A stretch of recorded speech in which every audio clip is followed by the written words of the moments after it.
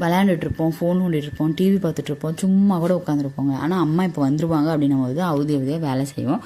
அந்த மாதிரி ஒரு வேலையை தான் எங்காலும் இன்றைக்கி பார்த்துட்டு இருந்தார். செல்ஃப் சேலஞ்சோட டே 9. காலைல எந்திரிக்கும் போதே பாப்பாவும் எழுந்திரிச்சிட்டாங்க. அவளை சமாதானப்படுத்தி தூங்க வச்சுட்டு நான் ஒர்க் அவுட்டை முடிச்சுட்டு காலையில் டிஃபனுக்கு வந்து மல்டிகிரெயின் இட்லியும் சாம்பாரும் வச்சுருந்தாங்க. நம்ம சுண்டக்காய் செடியில் நிறையா இருக்குது சுண்டக்காய் அப்படின்றதால சரத்தை பறித்து கொடுத்தாரு. அதையும் குழம்பு வச்சு வச்சுட்டேன். காலையில் வந்து இட்லியும் சாம்பாரும் சாப்பிட்டாச்சு. கொஞ்சம் நேரம் கழித்து பாப்கார்ன் சாப்பிட்டாங்க. பாப்கார்ன் எனக்கு ரொம்ப பிடிக்கும். உங்களுக்கு பிடிக்குமான்னு கமெண்ட் பண்ணுங்கள். மதியத்துக்கு வந்து களி, சாம்பார், சிக்கன், முருங்கைக்காய், உருளைக்கிழங்கு போட்டு ஒரு பொரியல் மாதிரி வச்சு சாப்பிட்டோம். சரத்து மதியமே வந்துட்டாருங்க. அப்போவே இந்த மீன் தொட்டி கழுவுற வேலையெல்லாம் பண்ணியிருக்கலாம். ஆனால் 7 மணி வரைக்கும் உட்காந்து டிவி பார்த்துட்டு அதுக்கப்புறம் தாங்க இதெல்லாம் பண்ணிட்டு இருந்தார். பாப்பா ரொம்பவே டிஸ்டர்ப் பண்ணிட்டு இருந்தா. சரத்துக்கு மீன் தொட்டி வீட்டில் வைக்கணும்னு ரொம்ப இஷ்டங்க. கல்யாணத்துக்கு முன்னாடி வச்சுருந்தாரா, அது உடஞ்சிருச்சு.